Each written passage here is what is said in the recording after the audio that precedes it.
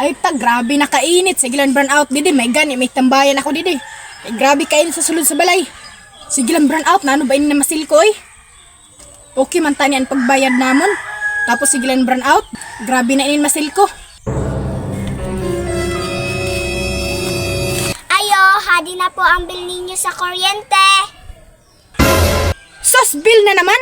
Adi gani grabing kainit kay burn out. Tapos sigila ka mo pabayad. Wala man tadong na serbisyo kay sigin burn out. Tapos kung magpailaw man patay sindi.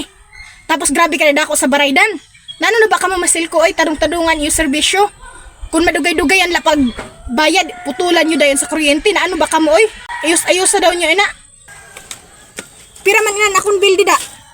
Ay, hadi ako ha ah. Ah, grabe ini na bill.